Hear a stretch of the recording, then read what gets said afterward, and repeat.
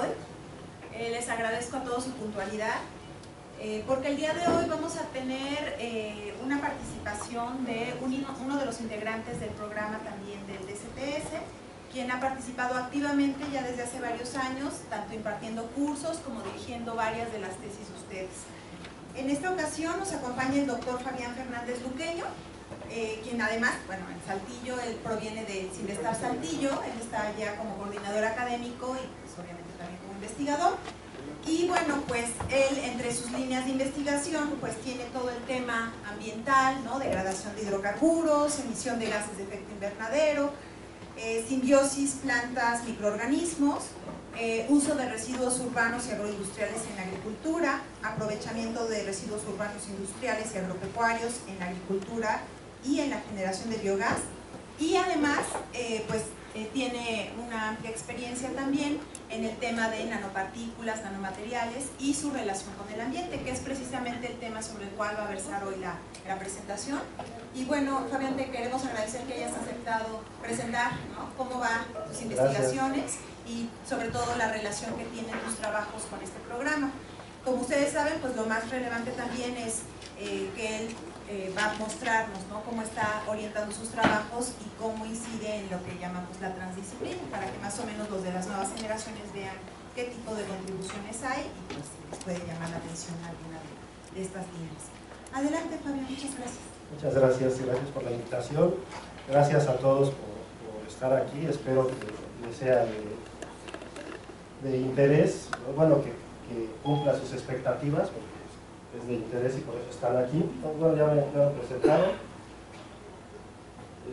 Primero, siempre les digo mi formación académica para que se entienda por qué mi preocupación y el enfoque que le doy.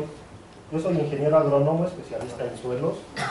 Posteriormente hice la maestría en edafología, que no es otra cosa que el estudio del suelo y la interacción con la productividad agrícola. Y soy graduado de Cinvestav, me gradué en 2009 en el doctorado en biotecnología. Básicamente, como pueden ver aquí, desde la ingeniería hasta lo que es el doctorado, porque trabajé con biotecnología de suelos, siempre he trabajado con lo que es la interacción suelo, planta, atmósfera, ¿no? Entonces, he trabajado con lo que es hidrocarburos, con lo que es fijación biológica de nitrógeno, con lo que es aspectos de contaminación. Y bueno, recientemente, bueno, no tan recientemente, porque ya voy a hacer 9 años como investigador de Cinvestav, ingresé a Cinvestav en diciembre del 2010. Busqué una línea, ¿verdad?, que no la tuviera algún otro colega de Cinvestav, algo que tuviera potencial. Y en ese entonces me di cuenta que había un gran auge de la nanotecnología, ¿verdad?, pero había en ese entonces poca información sobre lo que es el impacto de los nanomateriales en el medio ambiente. Entonces fue así como desde que ingresé a Cinvestav me dediqué a trabajar con las nanopartículas en el medio ambiente. Y bueno, tengo la fortuna también de estar en 3 colegios de profesores. Actualmente soy el coordinador académico de la maestría y el doctorado en sustentabilidad de los recursos naturales y energía. También participo en el DCTS y también en el doctorado en nanociencias. En todos doy clases y afortunadamente en todos he graduado estudiantes. ¿Cuál es el objetivo que tengo como investigador? Bueno, es estudiar aspectos relacionados con el uso potencial de nanopartículas y los residuos agropecuarios, industriales y urbanos en procesos agrícolas y energéticos que generen valor agregado a los desechos, mejoren el ambiente y promuevan el desarrollo sustentable a través de la investigación científica, la formación de recursos humanos, la publicación de resultados en revistas especializadas y la divulgación al sector industrial, político y social.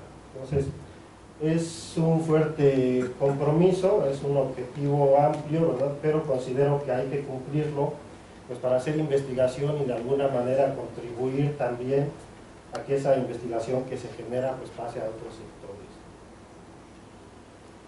Esta es una imagen que encontré en un artículo y la copié porque de alguna manera esta imagen refleja en gran medida lo que hago, ¿no? Les decía, trabajo con el suelo, ¿verdad?, lo que es la interacción con los organismos, lo que es también la actividad agrícola y la contaminación, ¿no? Entonces, esta imagen me gustó mucho.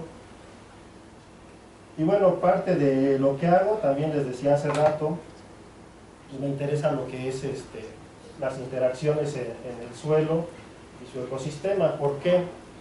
El suelo es muy importante a nivel ambiental, ¿verdad? Desafortunadamente, en general, el valor que le damos al suelo es en términos de metros cuadrados, pero este suelo tiene gran relevancia porque una de sus principales características es que por cada centímetro cúbico se considera que hay entre 3.000 y 5.000 especies diferentes.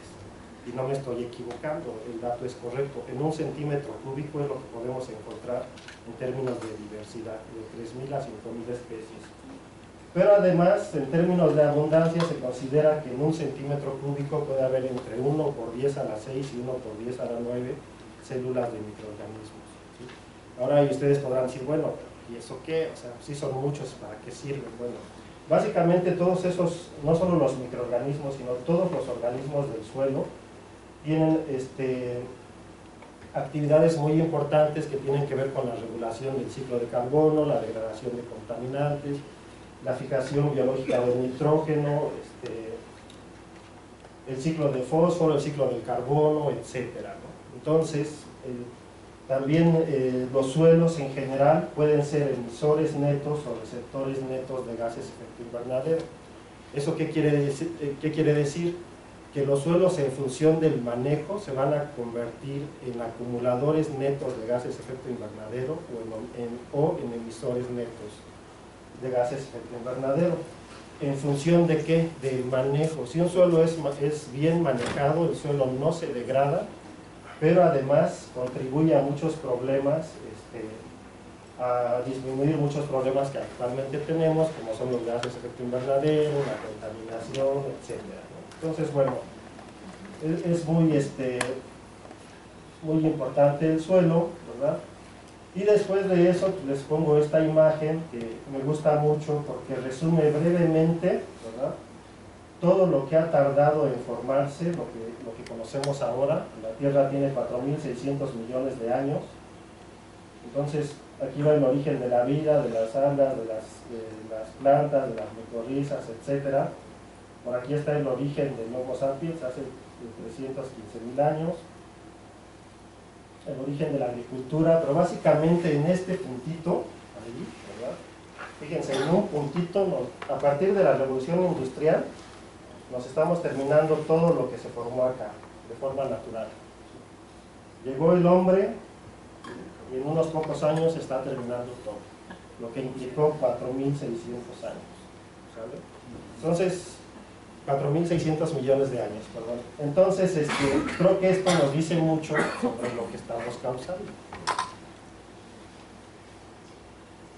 Ahora, considerando el tema, que es nanopartículas en el medio ambiente, podrían decir, bueno, pero no, pueden decir, bueno, Fabián, pero no entendemos el problema, porque pues, hay muchas nanopartículas en el medio ambiente, o sea, ¿cuál es el problema de que tengamos más? Bueno, efectivamente, de forma natural, ¿verdad?, los suelos contienen una gran cantidad de nanopartículas, básicamente de este tipo, ¿verdad? Pero una característica que tienen esas nanopartículas, ¿sí?, es la relación que han tenido en términos evolutivos, en lo que es la formación de estos nanomateriales y lo que es la evolución de los organismos. ¿Eso qué quiere decir? Que conforme las nanopartículas se fueron formando, los microorganismos se fueron adaptando, porque fueron evolucionando junto con las nanopartículas.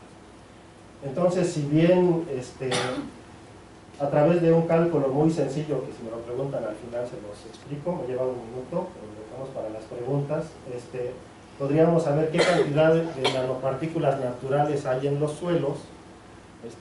Pues esos materiales realmente no nos interesan porque no causan daño. O sea, las plantas evolucionaron para crecer con ellos, los microorganismos ya están adaptados a ellos, y entonces sí hay muchos en el suelo de forma natural, pero esos no impactan.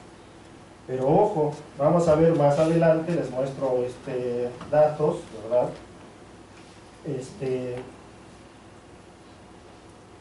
precisamente de cómo en los últimos años se han sintetizado una gran cantidad de nanomateriales, ¿verdad? Que en muchos casos solo llegan a promesas tecnológicas, porque hablan de posible impacto o posible uso y podrían servir para esto, pero no lo demuestran, pero sin embargo se sintetiza, ¿no? Entonces se está creando una gran cantidad de nanopartículas y ojo, esas sí podrían afectar los ecosistemas por la sencilla razón de que van a estar en contacto con los organismos y los organismos nunca habían estado en contacto con las nanopartículas que se están sintetizando recientemente.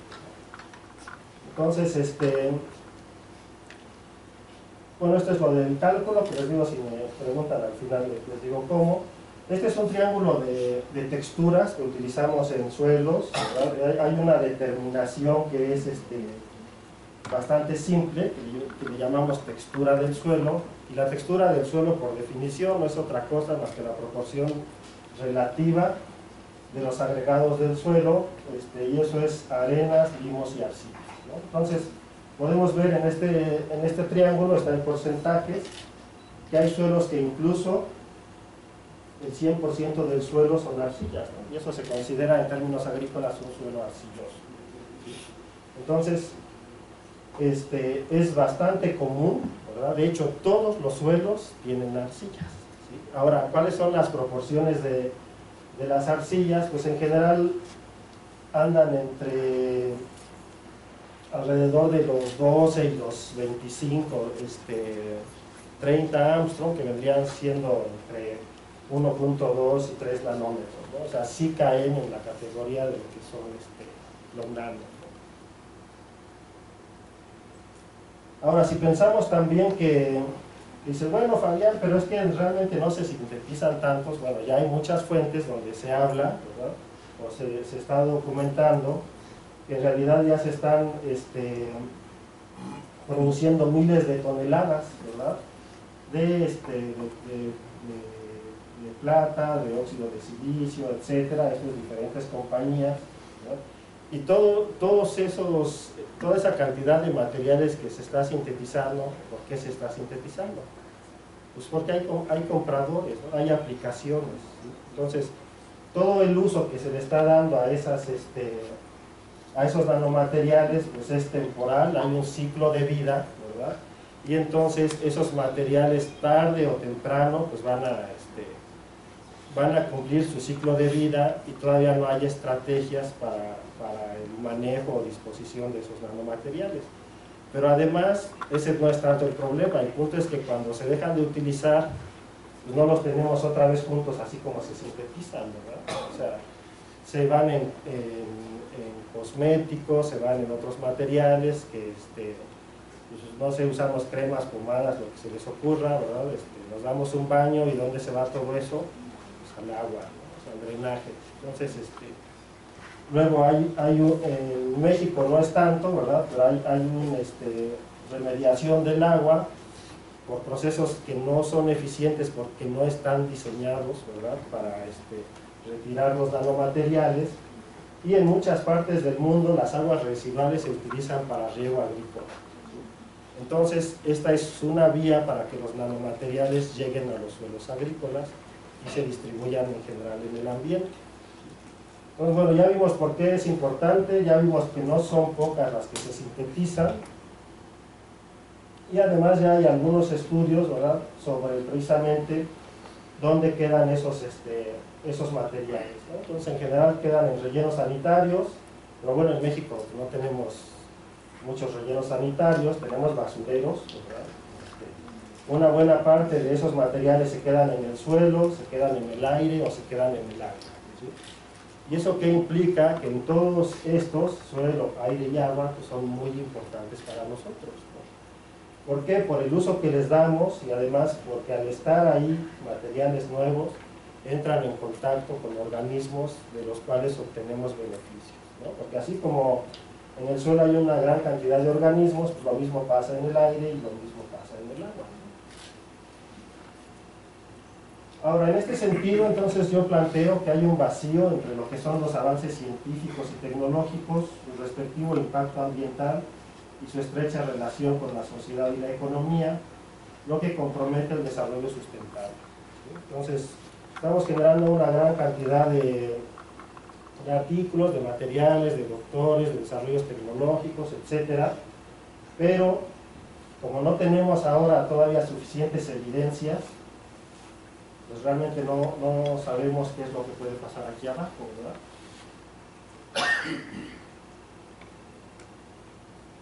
Esto ha permitido también el desarrollo de otras áreas, ¿verdad? Ya podemos hablar de nanobiotecnología, de nanotoxicología, de econanotoxicología, etcétera, ¿verdad?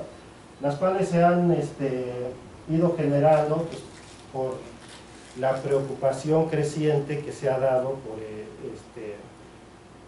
lo que es la síntesis y fabricación de nanomateriales, ¿no? Entonces, ya hay más investigación. De hecho, en general, si ustedes buscan en Web of Science, por ejemplo, o en Scopus, hay todavía más, ¿verdad? Si ustedes buscan prácticamente cualquier organismo modelo y la relación con lo nano, ¿verdad?, van a encontrar varios artículos que hablan de toxicidad, ¿sí? Y ya hay suficientes evidencias sobre efectos a nivel celular, a nivel de tejido, a nivel de órganos, ¿sí? Hay por ahí un artículo donde ponen una imagen muy interesante, que creo que ahora no la puse, donde aproximadamente hay unos 36 organismos modelo y en todos ya se ha demostrado toxicidad, ¿sí? Ahora, aquí vamos a ver otro problema que está más adelante indicado, que mucho de esa toxicidad o muchas de esas evidencias que se han encontrado, otros artículos reportan que cuando evaluaron la toxicidad no encontraron efectos significativos, ¿verdad? O incluso en algunos casos que algunos nanomateriales mejoraron el desarrollo de algunos organismos de importancia, como por ejemplo, digamos, lo que son las plantas cultivadas. Entonces, algo relevante, bueno, es que han surgido también nuevos retos, ¿verdad?, que tienen que ver con lo de evaluar el efecto de las nanotecnologías en el medio ambiente, y pues eso tiene que ver con la evaluación de toxicidad a nivel funcional, con la detección de nanomateriales, y también con lo que es la caracterización de nanopartículas in situ. Si ustedes sintetizan un nanomaterial, ¿verdad?, o lo consiguen o se los pasan en suspensión en polvo y lo llevan a ciertos laboratorios de microscopía, de RX o lo que sea, ¿verdad?, de muchas técnicas, pues para los técnicos es muy simple caracterizarlo porque le están dando un polvo que pues es la nanopartícula, ¿verdad?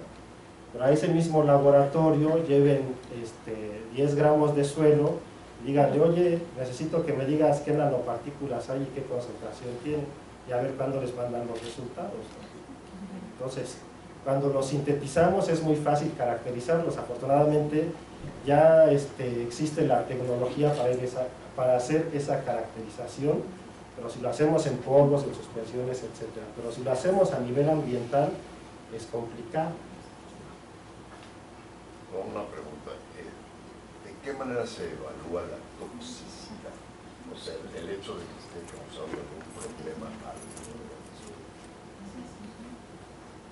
Bueno, básicamente son a través de organismos modelo, y cada organismo modelo tiene ciertos procedimientos internacionales. Por ejemplo, nosotros hemos evaluado en diferentes plantas, también lo hemos evaluado en lombrices y lo que es en microorganismos del suelo. Entonces, digamos, para el caso de lombrices en particular, hay normas internacionales que definen cómo evaluar cómo hacer las pruebas de toxicidad para las lombrices. Entonces, una característica es que esas pruebas de toxicidad son genéricas o por ejemplo vienen para hidrocarburos o algo así, pero no hay pruebas de toxicidad para evaluar el efecto de nanopartículas. Pero lo que estamos haciendo por el momento es tomar el marco general o los procedimientos indicados en normas internacionales para hacer pruebas de toxicidad. Sí, la pregunta fue solamente porque me pareció que la presencia de la detección de las partículas es lo que estaba en una diapositiva anterior.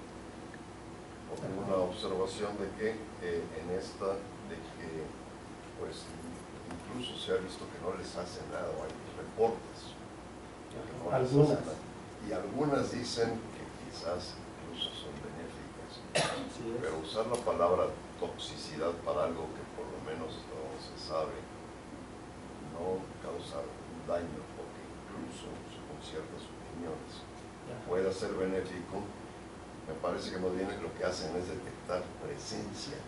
No, Se detecta daño, se detecta daño funcional. daño funcional. Y entonces así es. dicen que les está haciendo bien. Lo que pasa es que si Una pregunta, sí, perdón sí, por sí, la sí, no, interrupción. está bien, pero muchas gracias por la pregunta. Si hablamos de toxicidad o de respuesta de los organismos, para empezar, no podemos comparar la respuesta entre organismos diferentes, Sí, no, ¿no? por O supuesto. sea, porque responde muy diferente una bacteria, una lombriz y una planta, por ejemplo, ¿no? Entonces, ahora, no todos los organismos responden igual a las mismas nanopartículas. Pero son especialistas los que ven cada grupo biológico, ¿no? Su respuesta. Bueno, no necesariamente. O sea, ahorita vamos a ver varios ejemplos donde se han hecho estudios con una gran cantidad de nanomateriales y en una gran cantidad de organismos. Pero si nos vamos en particular a analizar, por ejemplo, las características de un nanomaterial para una planta, digamos para maíz, ¿verdad? Ahí está un poco complicado porque se ha evaluado desde lo que es el proceso de germinación hasta lo que es la cosecha, y hay diferencias en los resultados. Eso tiene que ver con qué o a qué se relaciona. Con el tipo de nanomaterial, que aún si hablamos solo, por ejemplo, de nanopartículas de dióxido de titanio, pues depende de la cristalinidad, depende del tamaño de la nanopartícula, depende de la dosis que se evaluó, depende de la forma en que se agregó la nanopartícula, etc. Entonces, podemos ver que el efecto también está muy relacionado con otras variables, ¿vale? Pero ahorita más adelante vemos otros detalles. Gracias. Bueno, solo como ejemplo, ¿verdad? En lo que es EasyWeb, en el 2017 hice una búsqueda y encontré 124,000 documentos en EasyWeb, ¿verdad?, que tenían el prefijo nano en el título. De estos, cuando ya busqué nano y medio ambiente, entonces ya solo encontré 1,239 documentos, y ya si manejo nano y crop o cultivo, ¿verdad?, encontré 57 documentos. Ahora, es claro, y es una aclaración que quizás sale sobrando, pero pues esto fue solo un ejercicio, ¿verdad? Porque hay muchos artículos que pues, en el título no tienen crop, pero que sí hablan de cultivos, ¿no? Por ejemplo, que en el artículo no tienen medio ambiente, pero que sí están hablando del estudio de alguna particularidad que tiene que ver con el medio ambiente, ¿no? Y entonces, precisamente, ¿verdad?, hay decenas de artículos que presentan evidencias de las ventajas de las nanopartículas, decenas de artículos que presentan evidencias de toxicidad, pero también hay artículos que no reportan diferencias significativas. Entonces, si nos vamos al detalle y analizamos por qué hay tanta variedad, ¿verdad?, o variación en los resultados, pues vemos que mucho tuvo que ver las condiciones del experimento, concentraciones, etc. Ahora, bueno, parte de las contribuciones con lo que he trabajado, les decía, básicamente cuestiones agrícolas, tiene que ver de alimentos, de agua y un poco de lo que es energía, en este caso colaborando con el doctor Javier Rodríguez Varela, que trabaja con celdas de combustible, y recientemente hemos trabajado lo que son celdas de combustible microbiano, ¿no? Pero bueno, entonces algunos de los resultados, ¿verdad?, que tenemos, en este caso particular de las plantas, bueno, fue en un capítulo, ¿verdad?, donde evaluamos 12 cultivos, ¿verdad?, en diferentes etapas de germinación, y observamos en cuáles había un efecto significativo, ¿verdad?, a través de los nanomateriales. En este caso fueron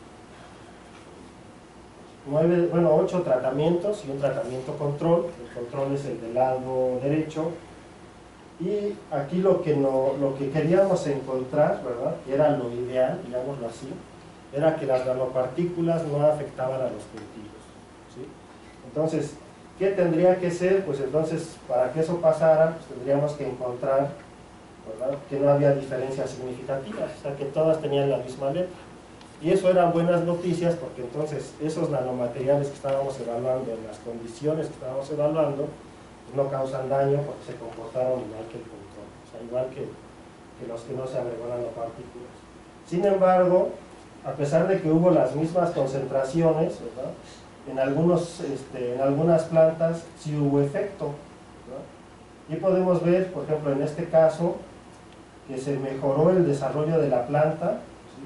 Pero podemos ver en este otro caso que sí hubo efecto por las nanopartículas. Ahora, algo que consideramos también es que se ha desarrollado mucho lo que es la cuestión de síntesis, lo que es la cuestión de aplicación, las rutas de exposición y los factores de toxicidad. O sea, ya sabemos, nos queda muy claro que cuestiones que tienen que ver con tamaño de partícula, aglomeración, forma, carga, tiempo de exposición, biodisponibilidad, etcétera, son factores de toxicidad, ¿verdad? Y esta parte ya la conocemos, pero básicamente el problema es que seguimos haciendo lo mismo, ¿verdad? O sea, lo que planteamos aquí en esta publicación que hicimos es que necesitamos un cambio de paradigma, ¿sí? ¿En qué sentido? Pues en que es importante, ¿verdad?, también analizar este desarrollo que es muy importante, que se está haciendo con la nanotecnología, pero no lo podemos ver aquí de forma parcial. Lo que nos conviene es verlo como un ciclo. Y cómo tratamos de hacer el estudio precisamente de ese ciclo, para que no se corte y para que no quede en publicaciones o incluso en información mal manejada, que de repente vemos que alguien sintetiza nanomateriales mágicos, ¿no?, y casi cura todo, como fue el año pasado, ¿no?, que salió por ahí un caso aquí en México. Entonces, estos nanomateriales, bueno, también los hemos empleado en otras cosas, en otros experimentos que hemos hecho. Este es otro capítulo, ¿verdad? Y pues aquí lo que vemos también con base en resultados de laboratorio, pues es que en algunos casos sí los nanomateriales, cuando están en contacto con el suelo, mejoran los procesos de remediación. Y también, aun cuando se tienen en los lodos, ¿verdad?, pues se favorecen las alteraciones. Prácticamente todo lo que le agregamos al suelo va a causar un cambio en el suelo. Es cierto, el suelo tiene una capacidad muy importante de resiliencia, pasa un tiempo y se puede recuperar nuevamente, pero mientras eso pasa, pues hay alteraciones en el suelo.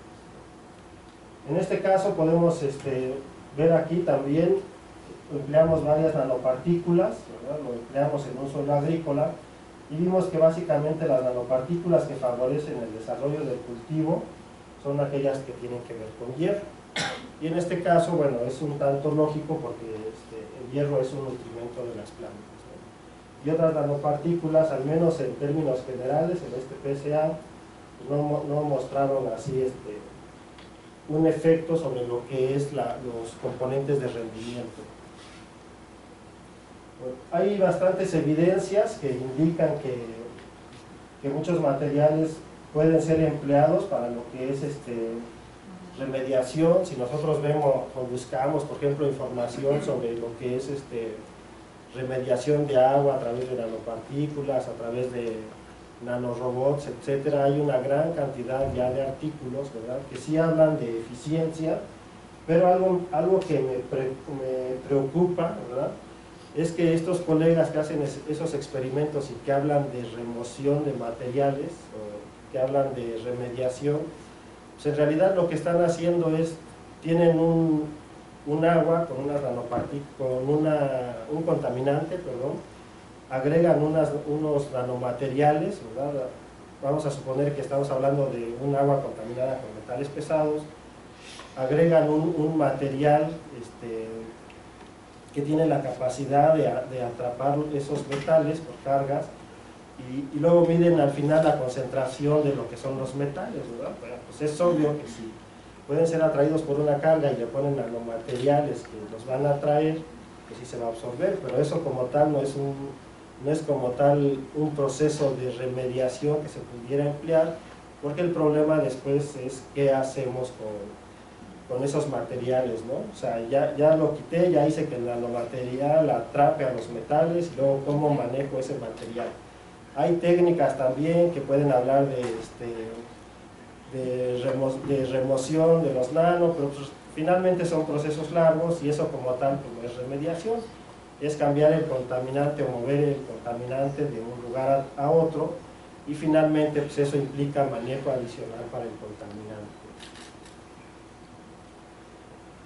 A finales del año pasado publicamos este libro con un colega, y bueno, aquí incluimos aspectos que consideramos importantes, ¿verdad?, por los resultados que hemos obtenido en lo que es laboratorio e invernadero. Apenas este año comenzamos ya investigaciones en campo, controladas, en lo que es la Universidad Autónoma del Estado de Hidalgo y el Centro de Investigación en Biotecnología Aplicada de Tlaxcala, ¿verdad?, para hacer pruebas en campo. Pero bueno, de lo que vemos es que hay una gran cantidad de aplicaciones de la nanotecnología en la agricultura, ¿sí? Se habla de muchas promesas, ¿verdad? Dicen que prácticamente puede servir para todo, o sea, casi dicen que se va a terminar el hambre y se va a transformar todo vamos a tener alimentos de sobra, ¿verdad?, porque creen que van a resolver todo el problema con nanotecnología. El problema es que mucha de la información que se tiene, ¿verdad?, mientras que un investigador dice que favorece el cultivo, pues otro investigador dice que esa nanopartícula muy similar lo daña o no hay efectos significativos.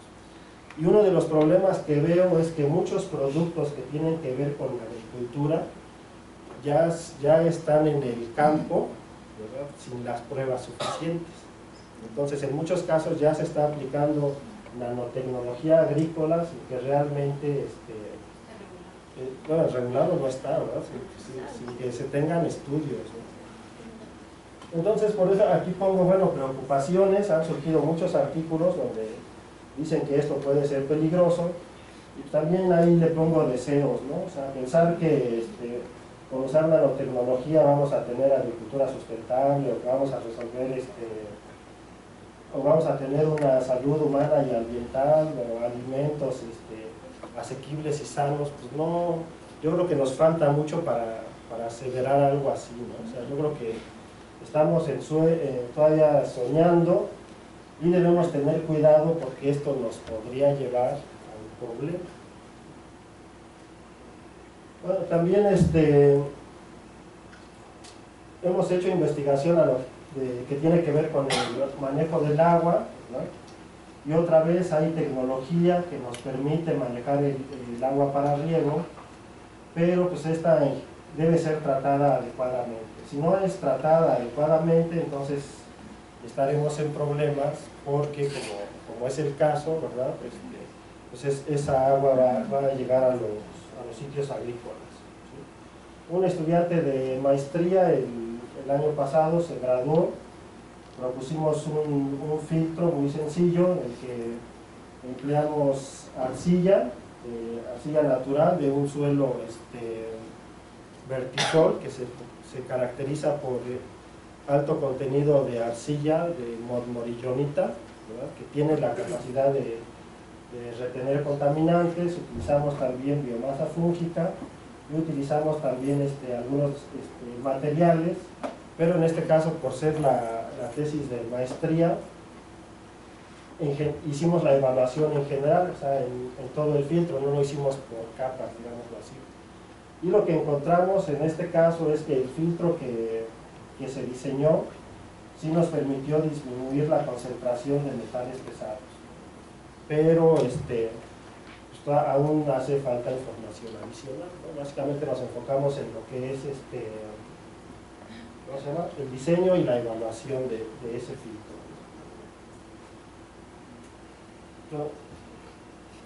Bueno, aquí lo que quiero resaltar es que en general, ¿verdad? Pues la entrada de los materiales puede estar en el aire, en el agua, ¿verdad? Obvio en el suelo, pero pues esto también implica que se pueden ir lixiviando y entonces podríamos tener algunos problemas.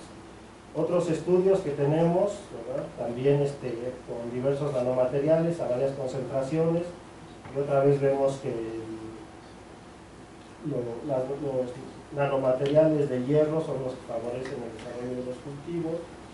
Y en el caso de lombrices observamos también en un experimento no tan extenso, ¿verdad? Pero que fuimos caracterizando la lombriz, pues también vimos que en el caso de los óxidos de hierro la lombriz sufría alteraciones. Inicialmente cuando nos preguntamos, bueno, ¿y qué pasa con los organismos del suelo? Bueno, los microorganismos, ¿verdad? Iniciamos con una técnica muy sencilla, que es unidades formadoras de colonia en caja Petri, y también observamos que había efectos significativos cuando empleábamos nanomateriales.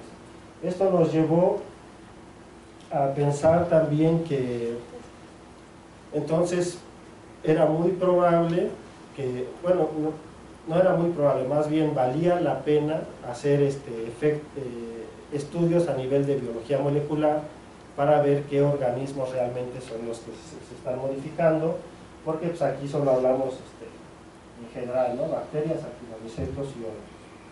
Hemos hecho también diversos estudios que tienen que ver con cortes transversales o cortes longitudinales, perdón, básicamente en lo que es girasol, maíz y frijol. Y bueno, también hemos observado que hay efectos, ¿verdad? Y a raíz de esto, otra vez, primero iniciamos con técnicas pues muy sencillas, ¿verdad? También de bajo costo, que lo podemos hacer sin equipos tan especializados, y como vamos encontrando efectos, pues ya vamos buscando unas alternativas que nos permitan, digamos, tener más evidencia, ¿no? Entonces, en este caso, esta es una micrografía de SEM de un corte longitudinal de tallo de frijol, y en el caso A, ¿verdad? Vemos que hay una gran cantidad aquí de organismos, estas bolitas, asumimos que son organismos endófitos, aquí no los tenemos, y otra vez esta hipótesis, como no teníamos la certeza de realmente qué era, pues esto nos llevó después a plantearnos hacer un análisis de lo que es la caracterización de microorganismos endófitos, ¿no? Y eso fue pues, a partir de estas micrografías. Aquí podemos ver otras micrografías que se hicieron, ¿verdad? En el que pudimos observar cambios. ¿Qué me quedan 5 minutos? Bueno, y pues hemos continuado con lo que es el análisis ya de microbiología, de microscopía.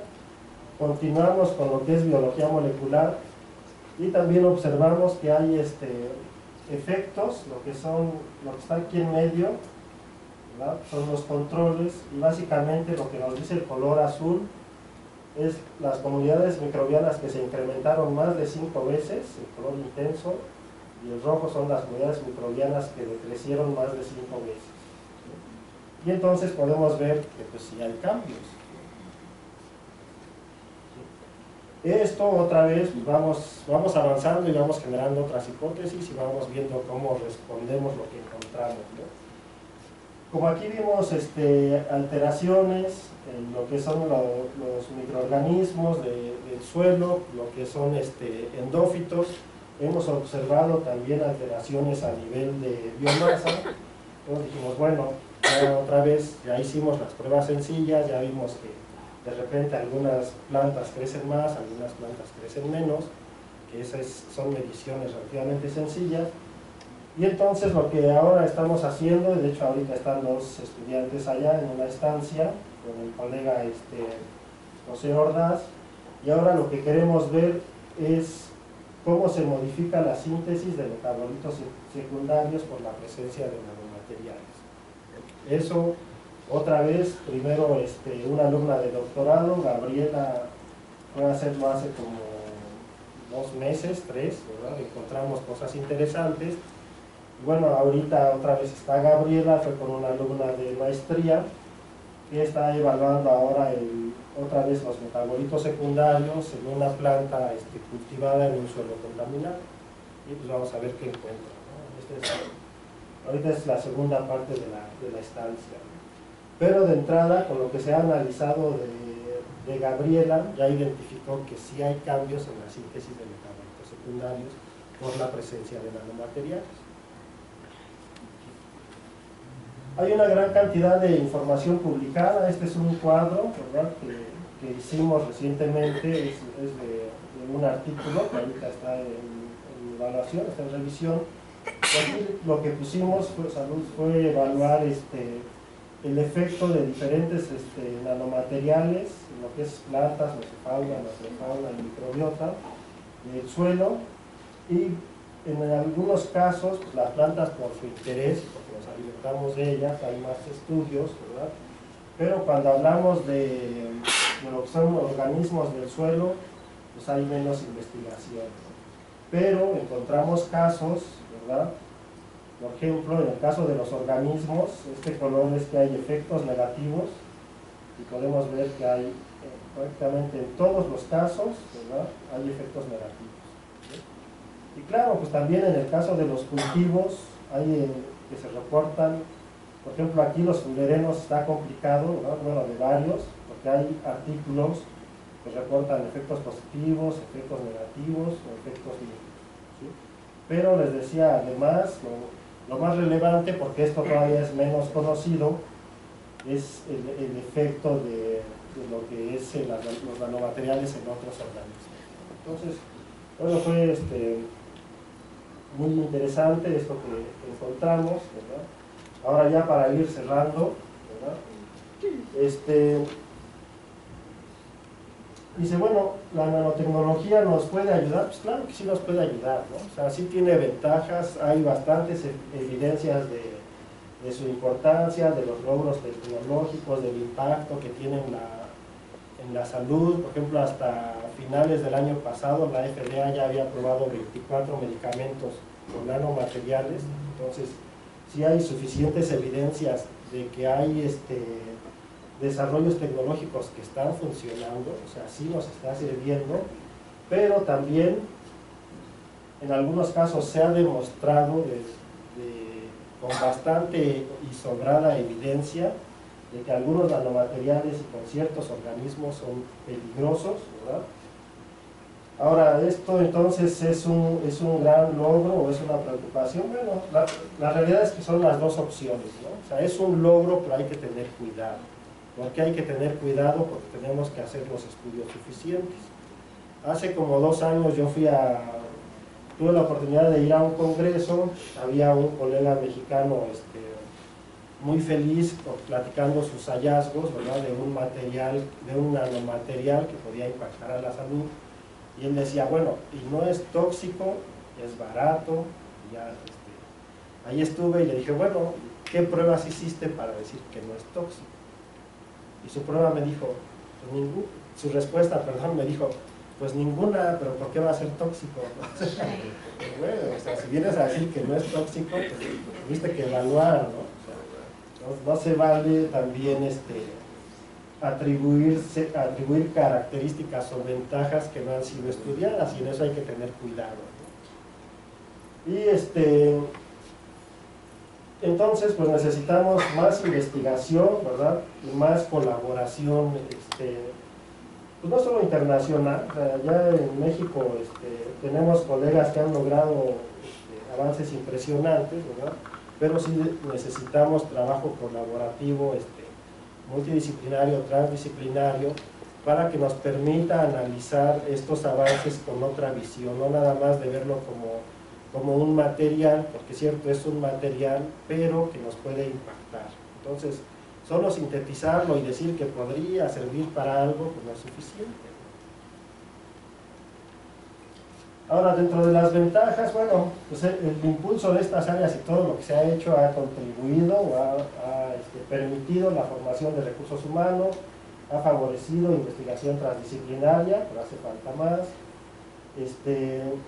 permitirá dar solución a los problemas desde otro enfoque, ¿no? Y pues también ha permitido, como lo dije, una gran cantidad de desarrollos tecnológicos que actualmente ya están en práctica, y no solo que ya están en práctica, sino que ya son comerciales, se están comercializando y estamos obteniendo beneficios de ellos, ¿no?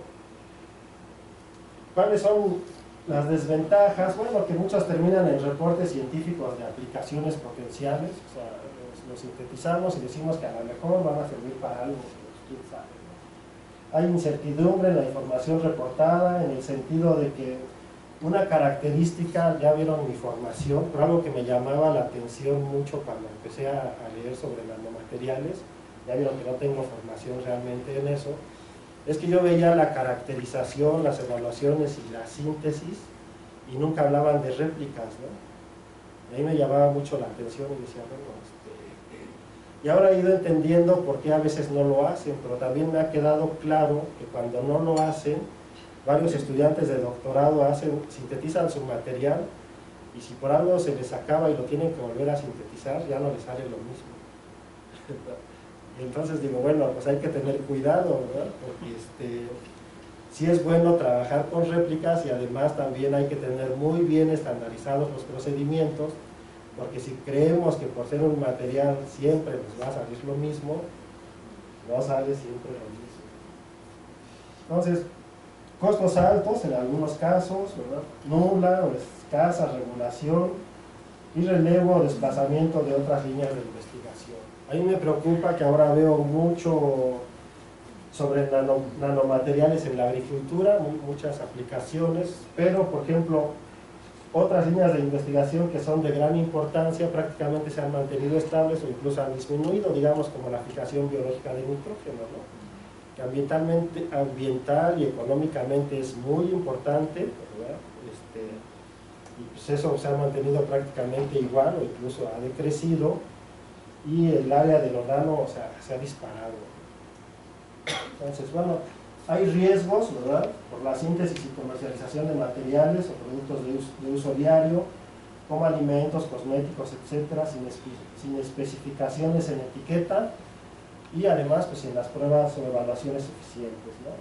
Hay abuso y exageración de propiedades y aplicaciones potenciales sin evidencias suficientes, faltan normas e información sobre el manejo, contención, remediación, etcétera, y también pues faltan estudios de análisis de ciclo de vida, toxicidad en organismos humanos, daños a ecosistemas, etcétera, ¿no? ¿En qué me refiero a que falta de estudios? Y hace rato les dije que ya había muchos artículos, ¿verdad? Bueno, lo malo es que todavía aún están muy a nivel de artículos, ¿no? O sea, en general todavía en muchos casos se asume que, pues que es muy buena la tecnología, y sí es buena, no les estoy diciendo que no, que es una línea que nos va a causar un desastre, no, o sea, como investigador obviamente hay que seguirla desarrollando, ¿verdad? Pero hay que tomar o hacer consideraciones que actualmente se están haciendo muy pocas veces. Y pues creo que ya con eso termino. Le doy gracias a las instituciones que me financian, me apoyan, y gracias a los alumnos que tengo y que he graduado. Actualmente tengo 15 estudiantes, y los actuales son los que están entre paréntesis, y los que están afuera son los graduados. Y gracias a todos. Bueno, a los colegas con los que colaboro, ¿verdad? Trabajar con organismos es muy complicado, requiere de muchas réplicas, requiere de muchos estudios, y pues esto implica también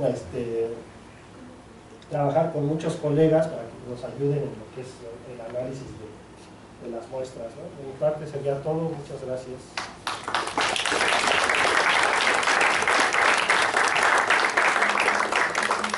Muchas gracias, Fabián. Pues damos paso a la sesión de preguntas. Chicos, preguntas. Ay, todo quedó claro.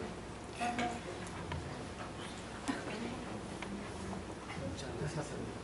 Hola, ¿qué tal? Gracias por difundir la información. Yo soy Olivier, soy de toxicología y allá también pues, empezamos desde algunos años a trabajar nanotoxicología y hay algo muy importante en todos esos aspectos porque me doy cuenta cuando lo platicamos la gente no tiene esa visión. Hacemos unas pruebas pero hay algo que no se considera, por ejemplo, más que una pregunta es un comentario que trabaja, es por ejemplo la bioacumulación. ¿Sí? Todos sabemos que a lo mejor en esos gusanitos se van a acumular las nanopartículas, pero después hay especies más grandes que los van a consumir, se va a acumular más y al final pues, siempre estamos consumiendo nosotros algo. Entonces, esa parte de acumulación, ¿sí? Y de tiempos en los cuales vemos los efectos es algo muy importante y que hay que considerar. No es porque en mi caja de Petri, en mi ratón, en mi modelo, mi organismo sencillo, que no son tan sencillos, no tengo efecto, que no hay que seguir haciendo el estudio. Porque para muchas sustancias que sean nano o que sean de otro clásicas, hay mucha información donde pensamos que no tienen efecto, es porque nada más los estudios se hicieron en años anteriores cuando no había la herramienta suficientemente sensible para detectar efectos, entonces esa es una, y no teníamos esos conocimientos. Entonces uno de los ejemplos que no es nano es el flúor, donde todos imaginamos el flúor con ahí los dientes blancos, fantásticos, y el problema pues, es muy bueno el flúor en aplicación tópica para proteger de las caries, pero al final cuando lo estamos ingiriendo se va acumulando en huesos, en dientes, en tejidos blandos, y ahí vamos a tener con el tiempo un efecto tóxico. Entonces todo eso se tiene que seguir estudiando. Yo creo que los que sintetizan materiales a veces ven los que trabajan la parte de toxicología como los que nos van a dar lata porque tenemos muy bonitos efectos, ya estamos incrementando la conducción, lo vamos a poner en el próximo iPhone, pero la parte de salud es muy importante. Lo hemos vivido toda la historia con el asbesto, con una multitud de compuestos, y sí es importante hacer esa evaluación del riesgo a la par que se está haciendo la síntesis y la creación de esas nuevas herramientas. Entonces es muy interesante su trabajo porque nosotros es caja de Petri y ratoncitos y esos modelos y la parte de suelos que sí muchas veces dejamos un poco al lado porque como es un poco complicado pues ya no le entramos tanto y sí es importante hacerlo. Muchísimas gracias por transmitir la información. Gracias. Quisiera hacer un comentario breve con base en ese comentario, ¿no? Porque trajiste a la plática lo del asbesto y algo que en ocasiones me han dicho, donde hago una presentación un tanto similar, me dicen, bueno, pero o sea, pues si ya se está comercializando y si en algunos casos ya se evaluó, y les digo, sí, pero hay que tener cuidado porque históricamente hay muchos materiales que se evaluaron, que se consideraron no tóxicos, que se distribuyeron por todo el mundo en grandes cantidades y después de unos años se retiraron del mercado y se eliminaron y ahora se consideran sustancias muy peligrosas como el DDT, el asbesto, algunos medicamentos que pasaron una gran cantidad de pruebas y después dijeron, no, pues, hay que tener cuidado con eso. ¿Alguna otra pregunta? Gracias. Muchas gracias, Fabián. Bueno, estamos hablando de regulación, toxicidad, y recientemente en la Ciudad de México hablábamos de PM 2.5. Luego sabemos de qué se trata. O sea, a menos de micras no sabemos ni qué es lo que nos puede pasar. En algunos otros lugares tal vez sí haya, y hablando de nano, pues son 10 veces, 100 veces, 1000 veces más pequeñas y tampoco tenemos la información, pero no sé si en México o internacionalmente qué tanto se ha hecho en cuanto a toxicidad, los problemas, sea en la producción, sea en el uso o para, digamos, desechar estos productos. Entonces no hay una regulación a la fecha o si se está intentando. ¿Cuáles son las perspectivas actualmente? Mira, en general hay muy pocas normas, hay recomendaciones bastante generales pero además hablan de los nanomateriales como una generalidad. Y sabemos que es, de hecho hay autores que dicen que es muy complicado hacer normas sobre los nanomateriales porque se obtienen respuestas muy diferentes y porque hay una diversidad de cientos o miles de nanomateriales que se están sintetizando. Entonces es muy, muy complicado. Lo que he visto, hay un estudio muy interesante en el que recomienda, por ejemplo,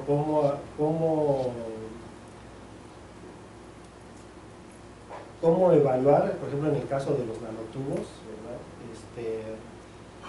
Y todos los pasos. De hecho, ahí hacen como que un análisis metodológico tratando de explicar por qué hay tantas diferencias en los resultados.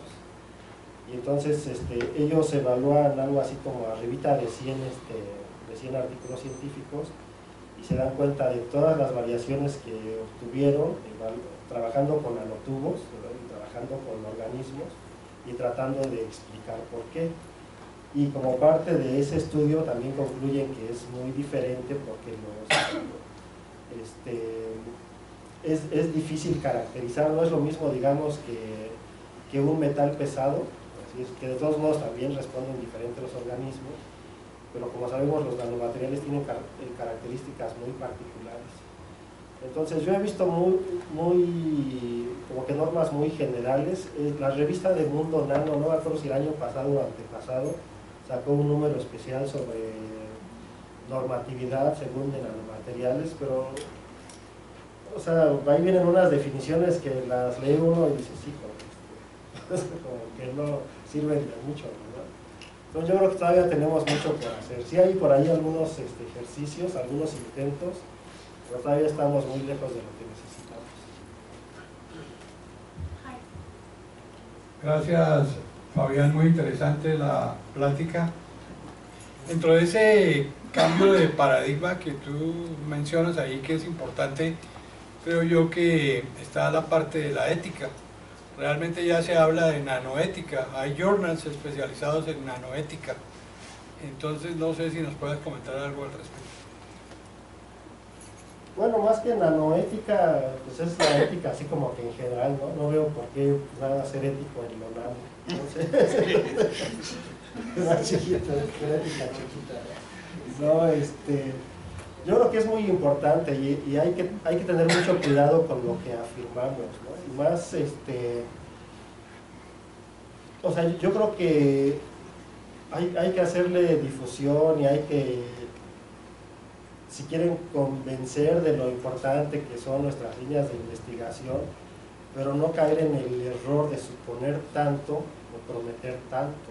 Entonces, otra vez, o sea, yo estoy convencido de que la nanotecnología y las nanociencias van a continuar muy fuerte y eso es muy bueno porque tenemos muchos problemas que resolver, pero hay que ser muy responsables con lo que hacemos y con cómo manejamos la información, porque además está demostrado de alguna manera, ¿verdad?, que a veces a los investigadores nos creen mucho y de hecho por eso ahí ¿cómo se llama? Lo que utilizan mucho en cuestiones de cuando anuncian productos científicamente comprobados.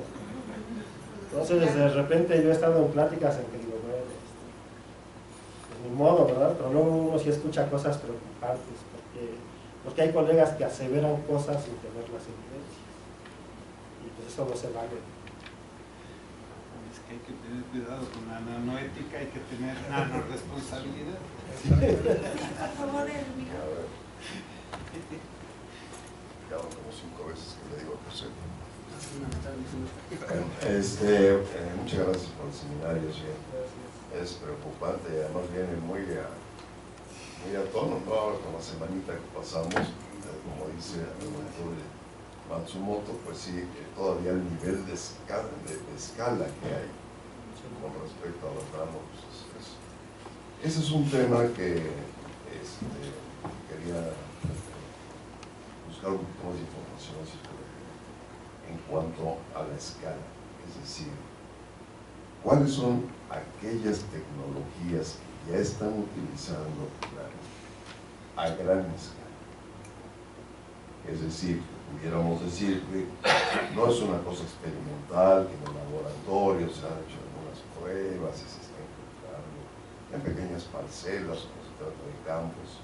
No, alguna técnica de este tipo que ya esté siendo explotada y aplicada a gran escala, con lo cual se volvería un tema de especial preocupación. Esa es una. Y la otra, vinculada con lo mismo, quizás la respuesta pueda ser incluso combinada, que es en cuanto a regulación. No sé qué diga la FDA, por ejemplo, en los Estados Unidos, o las oficinas equivalentes en Europa, que son todavía a veces más cuidadosos del ambiente y de la salud de sus habitantes y demás, muy estrictos en cuanto a esto. No han dicho nada, o sea, dejan que la gente trabaje, las industrias procedan sin decir nada. Hoy ya hay intentos de regulación. Okay. Bueno, con la primera, sobre tecnologías que ya están utilizando, productos que ya están utilizando la nanotecnología a gran escala, está lo que tiene que ver con pinturas, en particular, por ejemplo, el dióxido de titanio, por su blancura particular, son pinturas de color blanco. Lo que son cosméticos, es una gran cantidad de cosméticos, ya si no es el 100 es el 95% de los cosméticos. Otro es una gran cantidad de alimentos, principalmente alimentos chatarra, lo que tiene que ver con chicles, chocolatitos, etcétera, traen nanopartículas. Y un área que se está desarrollando también de forma muy importante es lo que son los plásticos para ¿cómo se llama? Para el embalaje de alimentos, el empaque de alimentos. También ahí ya es una tecnología muy desarrollada que ya está a nivel comercial. Así es, partículas para evitar el crecimiento de organismos, ¿no? Para que dure más la vida de anaquel de los productos. Entonces, eso en general, y luego pues, ya cuestiones que tienen que ver más con electrónica, también ya tiene aplicaciones directas. Ahora, sobre la segunda, como les decía, a finales del año pasado, la FDA ya había aprobado 24 medicamentos. No conozco los detalles de cuáles son, pero bueno, aparte de la FDA, en ese caso en Estados Unidos sí hay intentos, pues digamos así, más formales, ¿verdad?, de lo que es las pruebas de toxicidad que deben cumplir los productos antes de salir al mercado. Allá sí hay intentos más avanzados. Aquí en México, de la red de nanociencias, hay un grupo de colegas que nos invitaron a formar parte. De hecho, como en mi presentación aparece varias veces el logo, que es el SINANOTOX, que es el Sistema Nacional de Nanotoxicología, pero en eso apenas estamos realizando los estándares para hacer las pruebas de nanotoxicidad. Por su importancia, acordamos iniciar con las pruebas de nanotoxicidad con materiales de plata. Entonces ahorita más o menos somos unos 18 investigadores de unas 14 instituciones que estamos haciendo evaluaciones para estandarizar las técnicas de caracterización de nanotoxicidad en diferentes organismos con plata. Pero pues sí, la FDA y lo que es, por ejemplo, ¿cómo se llama? La EPA, la Agencia de Protección Ambiental de Estados Unidos, ya están trabajando sobre cuestiones de normatividad, te decía, como que más formales, ¿no? Porque lo que se ha hecho en México pues, se puso, según sacaron como una norma, pero son definiciones de qué es nanomaterial. Realmente no nos dice nada sobre nada, es que no me acuerdo detalles, pero eso no me pareció un intento de norma, ¿no? Son definiciones. Pero digamos, dióxido de titanio. Ajá. Efectivamente, las pinturas blancas, más blancas, tienen que ser hechas, porque la alternativa es dióxido de plomo, me parece. No es tan blanco como el blanco. Así es. Se puede ir a conseguir pintura de esa para pintar casas. Pues, tiene política. Ya está. Por De eso hecho, ya está. la que va a comprar seguramente tiene nanopartículas. Y alguien sabe qué está pasando con eso. O sea, ¿cuál es el riesgo que esto implica para la población? Se puede ir a comprar todavía el botecito, botes o galones o lo que se necesite. ¿Y quién está vigilando eso aquí o en otros países? Que yo sepa, nadie. O sea, no se prohíbe todo. ¿Vale? No se prohíbe. No, No se dice no. tal cosa, no, ahí está. Se está utilizando y se está distribuyendo por todos lados y no hay ningún intento de regulación efectiva. O sea, lo que hace la FDA es que autoriza que ciertos medicamentos, 14 medicamentos, están autorizados para ingerirse. Pero las pinturas andan por todos lados y nadie hace nada. No, Curioso. de hecho, como les decía hace rato, en muchos casos, no, porque la normatividad mexicana no lo requiere, no se especifica en las etiquetas. Entonces, hay muchos productos que tienen nanomateriales, pero no se especifican en las etiquetas y no está regulado. Son ustedes pioneros, felicitaciones. Gracias. ¿Alguna otra pregunta? Un comentario. Por favor. Bueno,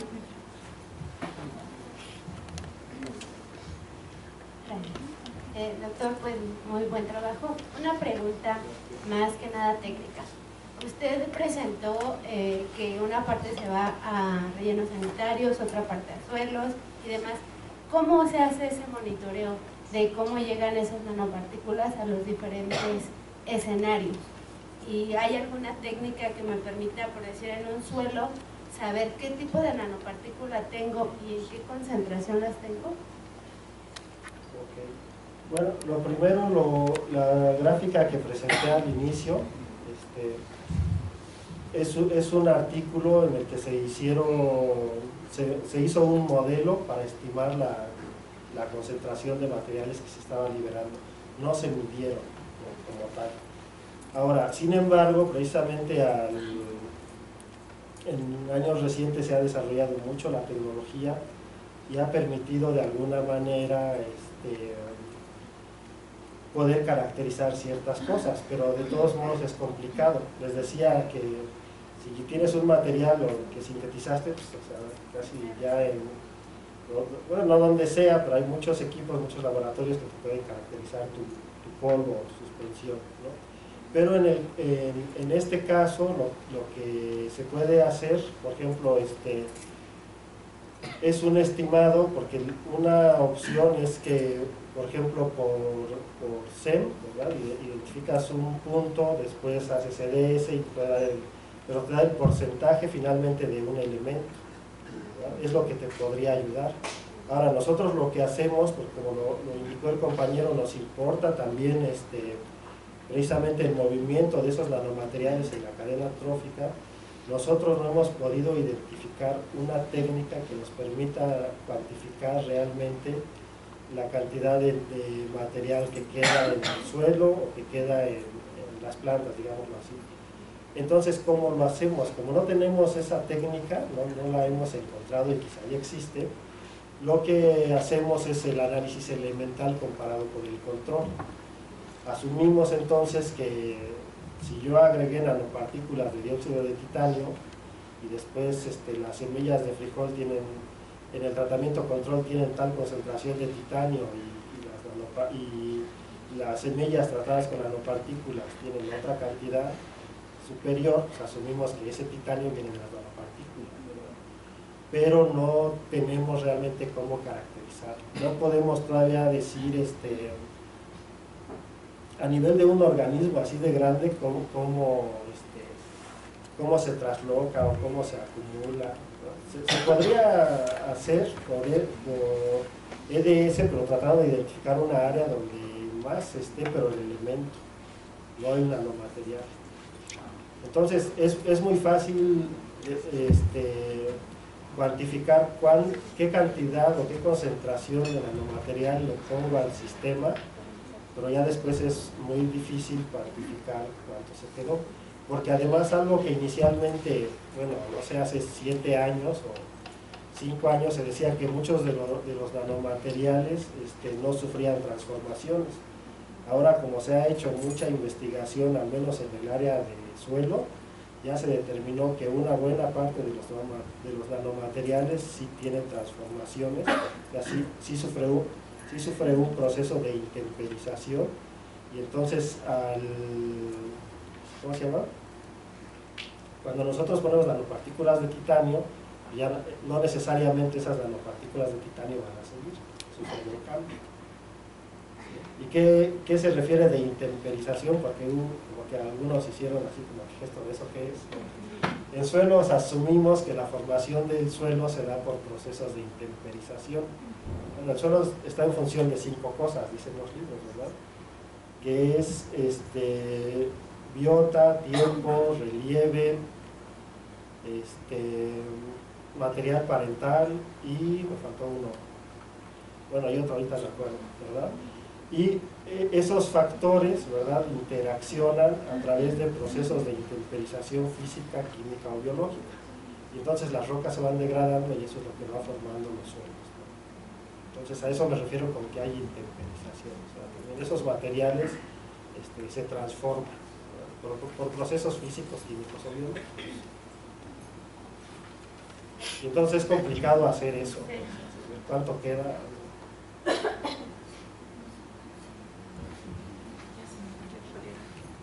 ¿Alguna otra pregunta? ¿No?